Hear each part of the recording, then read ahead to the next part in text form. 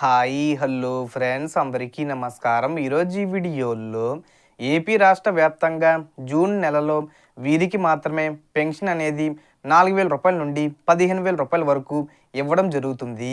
వీరికి మాత్రం ఇవ్వరు. సో ఎవరికి ఇవ్వరు, ఎవరికి ఇస్తారు, దానికి సంబంధించిన పూర్తి ఇన్ఫర్మేషన్ ఈ వీడియోలో తెలుసుకుందాం.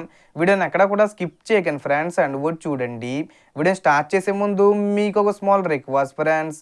ఏపీ గవర్నమెంట్ నుంచి పెన్షన్దారులకు సంబంధించి మరియు ఇతర పథకాలకు సంబంధించి ఏ చిన్న అప్డేట్ వచ్చినా మీరు మిస్ కాకుండా ఉండాలంటే వెంటనే మన ఛానల్ని సబ్స్క్రైబ్ చేసుకోండి.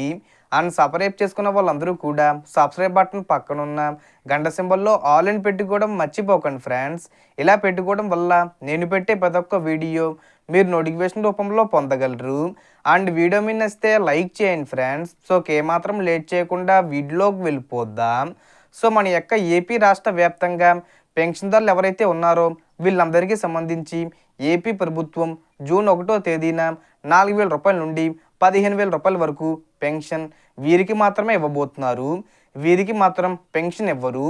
ఎవరికి ఇవ్వరో చూసుకుంటే మన యొక్క ఏపీ రాష్ట్ర వ్యాప్తంగా పెన్షన్ అనేవి ఎవరైతే వృద్ధులు ఉన్నారో వీళ్ళకు 4,000 రూపాయలు, వితంతులకు సంబంధించి కూడా 4,000 రూపాయలు, వికలాంగులకు సంబంధించి 6,000 రూపాయలు, అలాగే మనకు డయాలసిస్ బాధితులు ఎవరైతే ఉన్నారో అంటే తలసేమ బాధితులు, కిడ్నీ వ్యాధిగ్రస్తులు, సో ఇలా ఎవరైతే ఉన్నారో వాళ్ళకు 10,000 రూపాయలు, అలాగే మంచానికే పరిమితమైన వారికి 15,000 రూపాయలు ప్రభుత్వం ఇస్తున్నారు.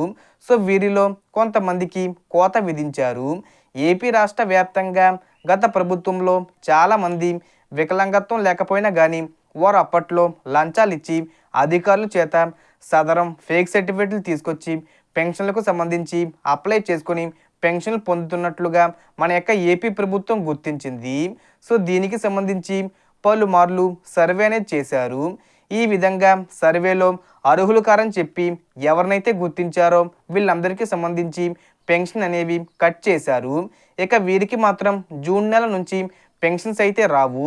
సో ఎవరైతే జెన్యున్గా ఉన్నారో అంటే అర్హత కలిగి ఉన్నారో వారికి మాత్రమే జూన్ 1వ తేదీన వృద్ధులకు, వితంతులకు 4,000 రూపాయలు, వికలాంగులకు 6,000 రూపాయలు, అలాగే ఎవరైతే వ్యాధిగ్రస్తులు ఉన్నారో అంటే డయాలసిస్, అలాగే తలసేమియా కానివ్వచ్చు, అలాగే కిడ్నీ బాధితులు ఎవరైతే ఉన్నారో వాళ్ళ ట్రీట్మెంట్ చేయించుకోవడానికి 10,000 రూపాయలు ఇస్తారు.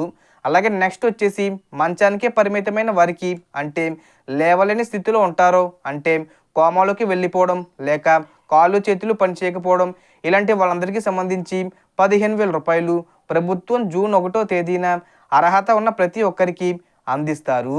ఎవరైతే అర్హులు కారో పెన్షన్ అనేది పూర్తిగా తొలగిస్తున్నారు. ముందు ఒకసారి సర్వే అనేది కూడా చేయడం జరిగింది. సో ఆ సర్వేలో ఎవరైతే అనర్హులుగా ఉన్నారో వాళ్ళని మాత్రమే తొలగిస్తున్నారు.